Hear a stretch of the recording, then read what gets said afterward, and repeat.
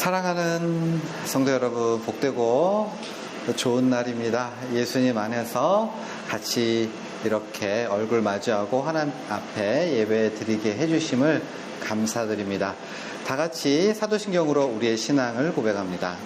전능하사 천지를 만드신 하나님 아버지를 믿사오며 그 외아들 우리 주 예수 그리스도를 믿사오니 이는 성령으로 잉태하사 동정녀 마리에게 나시고 본디오 빌라도에게 고난을 받으사 십자가에 못 박혀 죽으시고 장사한 지 한번에 죽은 자 가운데서 다시 살아나시며 하늘에 오르사 전능하신 하나님 우편에 앉아 계시다가 저희로서 산자와 죽은 자를 심판하러 오시리라.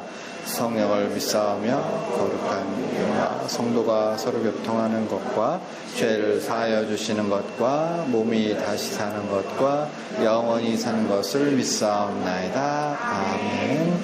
살아계신 아버지 하나님, 예수님의 이름으로 모여서 우리 하나님께 찬양하고 예배드립니다. 이 시간을 복되게 하여 주시어서 우리가 일주일 내내 살아가면서 이 시간을 기억하고 이 시간을 우리의 삶의 중심으로 삼고 사모하는 귀한 시간 되어지도록 하여 주시고 이 시간에 우리가 나누는 교제와 하나님께 받는 은혜가 우리의 삶의 기초가 되게 하시고 중심이 되게 하여 주옵소서.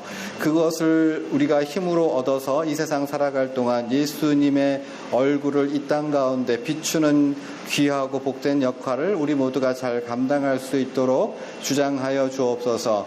우리의 삶이 참으로 예수님의 어떠하심을 드러내는 빛난 삶이 되어지도록 주장하여 주옵소서. 감사드리며 살아계신 예수님의 이름 받들어 기도하옵나이다. 아멘.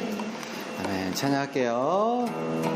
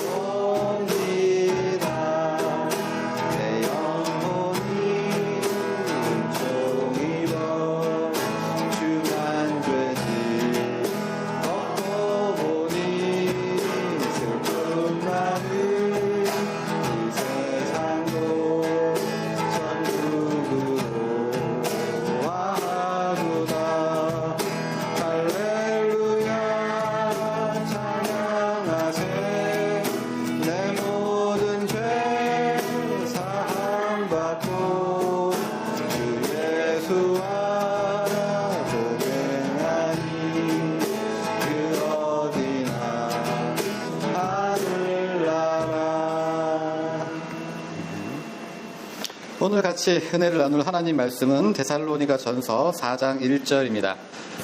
제가 최대한 크게 한번 봉독하겠습니다. 그러므로 형제들아, 우리가 끝으로 주 예수 안에서 너희에게 구하고 권면하노니 너희가 마땅히 어떻게 행하여 하나님을 기쁘시게 할 수 있는지를 우리에게 배웠으니 곧 너희가 행하는 바라 더욱 많이 힘쓰라. 아멘. 데살로니가 전서는 총 5장으로 되어 있고 6번 예수님이 오실 거예요. 이 얘기로 계속 데살로니가 교우들을 이제 위로하고 있는데, 그 와중에 오늘 본문에 뭐라고요? 형제들아, 우리가 끝으로, 교장 선생님이 좋아하시는 끝으로라는 말이 나왔습니다.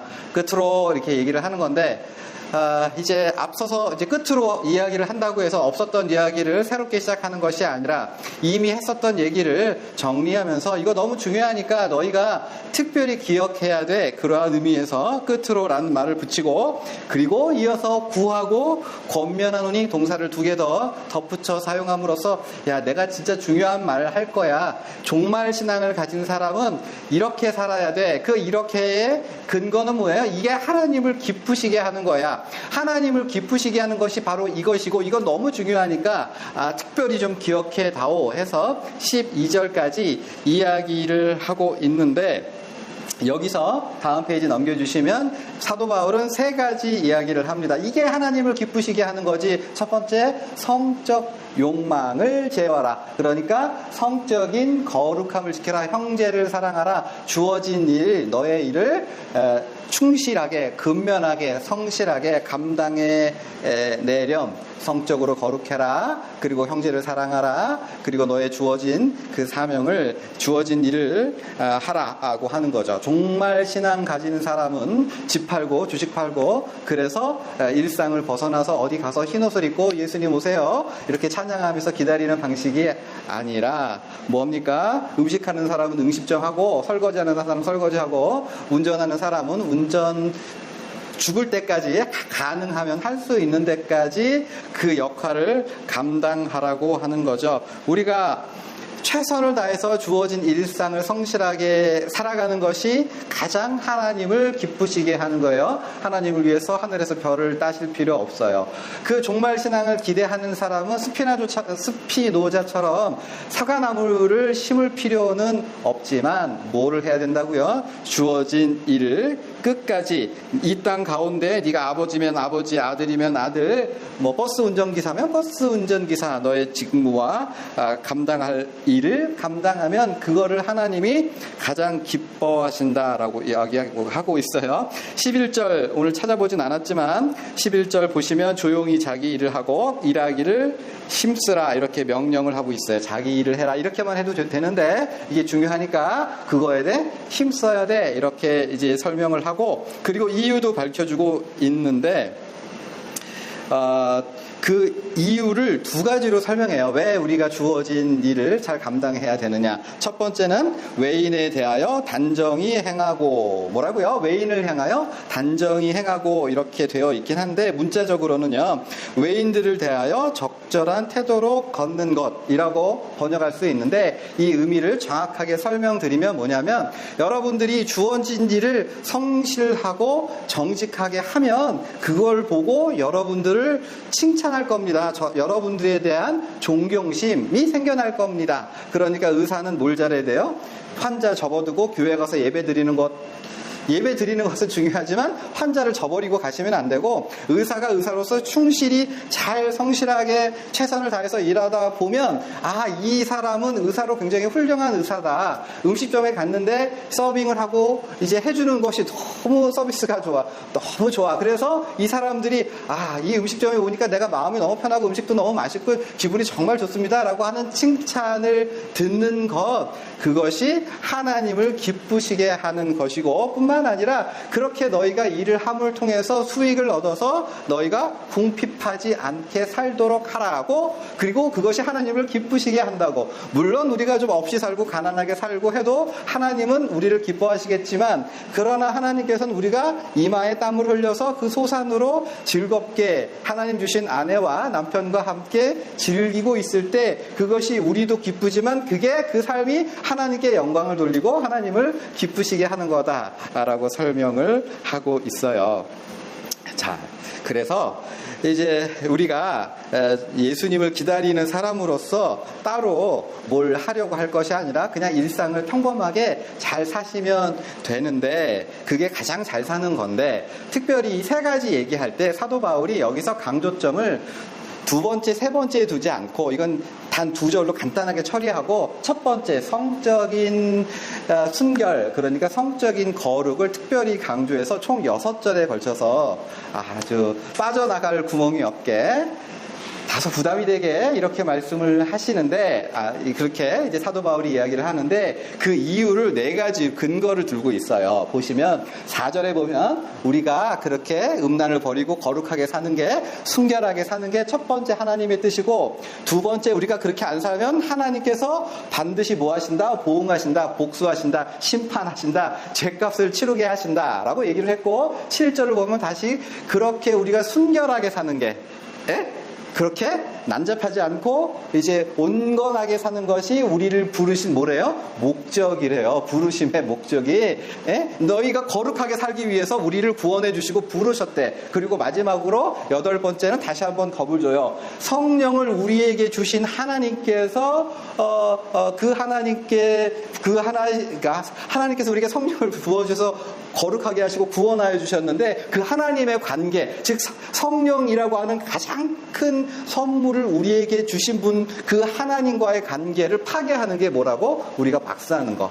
4가지를 두 가지 얘기하고 있죠. 2가지는 그것이 긍정적인 차원에서 하나님의 뜻이고, 그리고 우리를 부르신 목적이고, 그리고 그렇게 해야만 되는 이유가 벌받기 때문이나, 부정적인 언어로 하나님이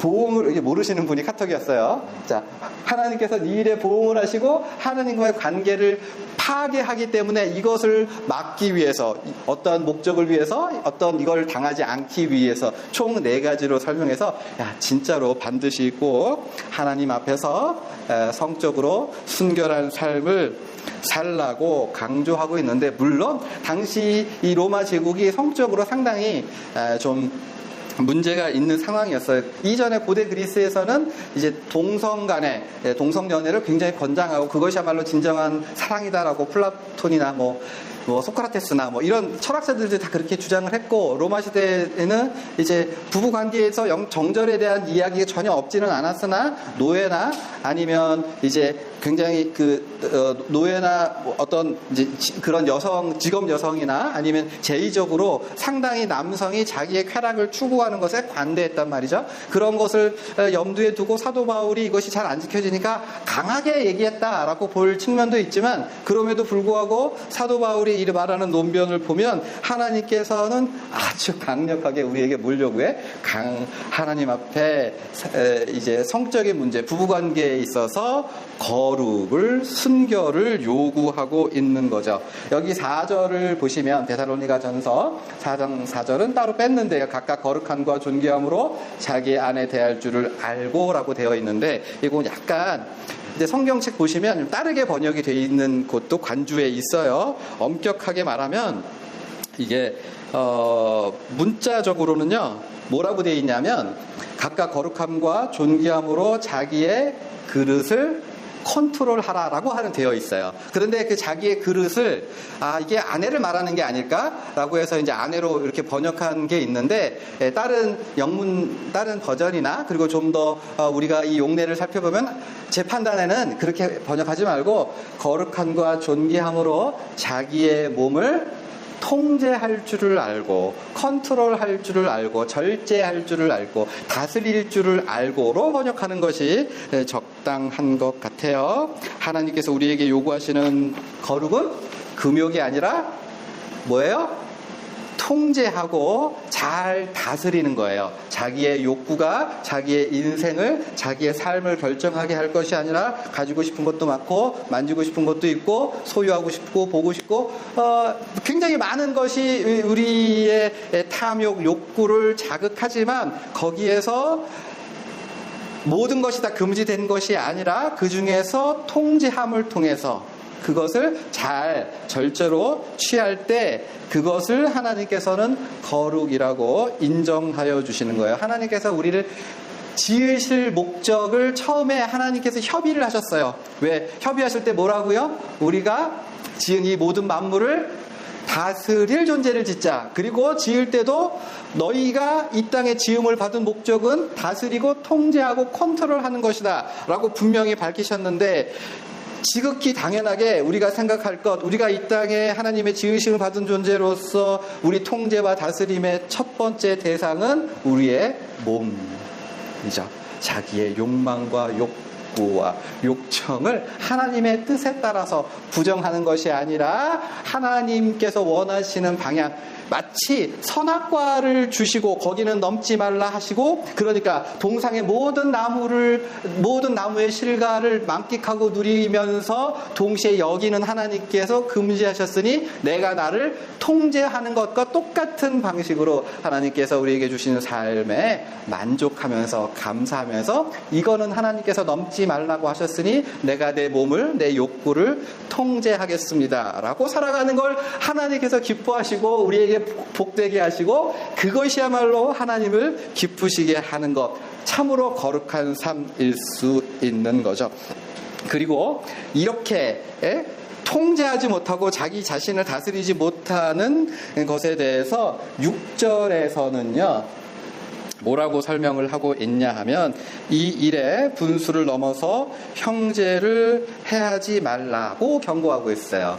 분수를 넘어서 형제를 해하는 것, 이게 좀 이해가 언뜻 보면 엉뚱한 얘기하는 것 같은데, 여기에는 성적인 범죄의 특성이 있기 때문에 그래요. 다른 모든 범죄는 사물이나 대상, 어떤 그 상대방, 그러니까 되게 단순한 범죄죠. 내가 누굴 때렸어,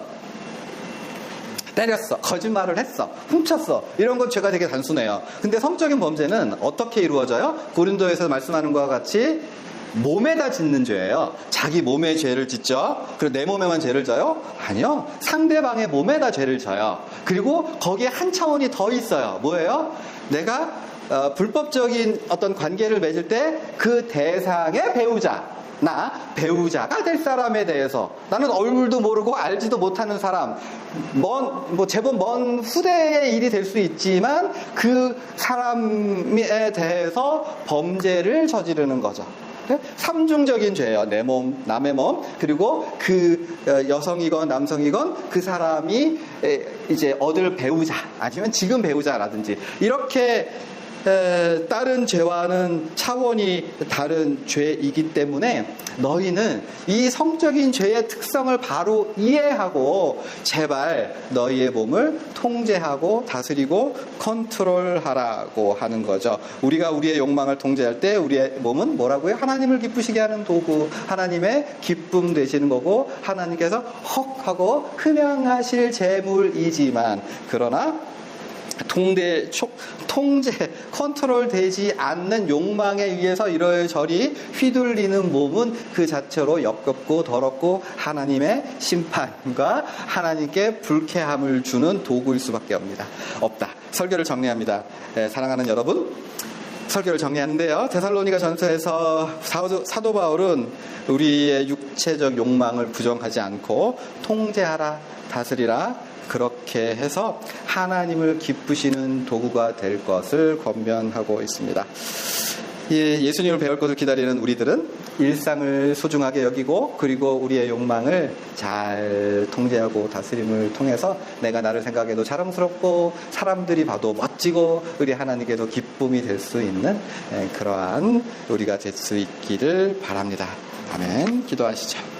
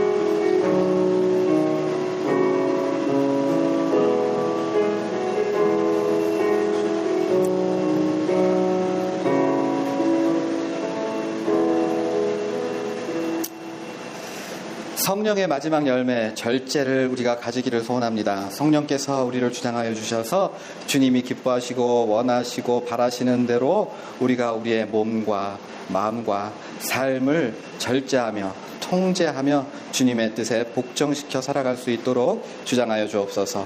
살아계신 예수님의 이름 받들어 기도하옵나이다. 아멘. 하늘에 계신 우리 아버지여, 이름이 거룩히 여김을 받으시오며 나라가 임하시오며 뜻이 하늘에서 이루어진 것 같이 땅에서도 이루어지이다. 오늘 우리에게 일용할 양식을 우리가 우리에게 죄진 자를 사하여 준 것 같이 우리의 죄를 사하여 주시옵고 우리를 시험에 들게 하지 마시옵고 다만 악에서 구하시옵소서. 나라와 권세와 영광이 아버지께 영원히 있사옵나이다. 아멘. 아멘.